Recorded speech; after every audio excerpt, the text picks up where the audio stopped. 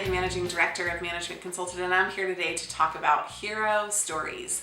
Hero stories, when preparing for consulting fit interviews, are the best tool that I've found to be able to address any question that comes at you. We have in our Consulting Interview Bible over 50 questions that are helpful to prepare for, but something inevitably happens. You walk into an interview having prepared every single one of those questions, and someone asks you a question that's not on the script. And if you're not prepared with stories to tell, it's very challenging sometimes to build something on the fly. So this is a tool that I use to both help prepare you to build stories on the fly in the interview and also to have you walk in the door prepared. The first thing that's important to know is why it's great to tell hero stories. A lot of times in interviews, you're going to be asked direct questions. I like to answer with stories for two reasons. First of all, stories are believable. You're giving them more information voluntarily. So rather than just saying something, an I statement that could be fabricated, you're giving additional context and additional information. That additional information lends credibility to your story. The second reason, which I think is even more important, is that it enables the interviewer to remember you. When you're in a very tight race with somebody for one of the slots in a firm, it's important that the interviewer has an emotional connection with what you talk about and also can take away some of the facts. Stories are the most memorable way to be able to do this. And when they're walking into the hallway and fighting for you, you want to give them all the ammunition that they need to do that. So those are the two key reasons why it's important to tell hero stories. There are three real big types of hero stories that I like to lay out. The first are academic hero stories.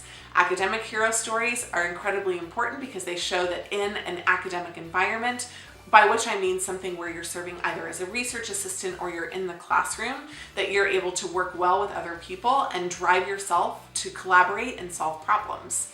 A lot of times these academic hero stories are good at demonstrating consistency of excellence across multiple different spheres.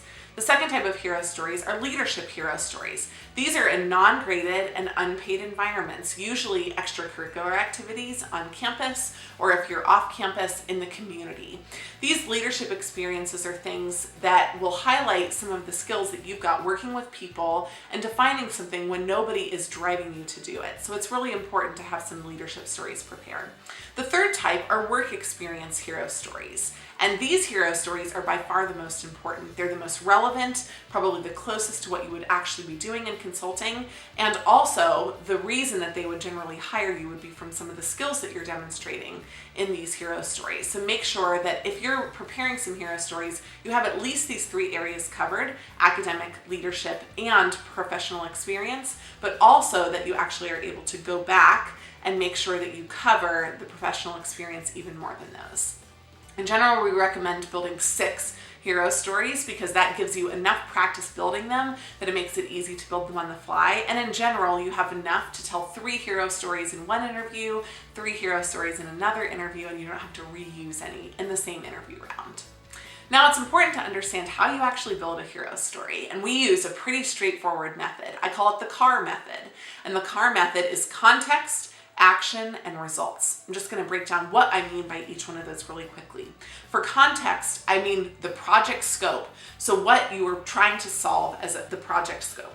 The second is the team size. So who was on the team and how many people were there. The third is your role. So with the role, how did you fit into the team? Were you just one of the gang? Were you somebody who was in a direct leadership position, etc.?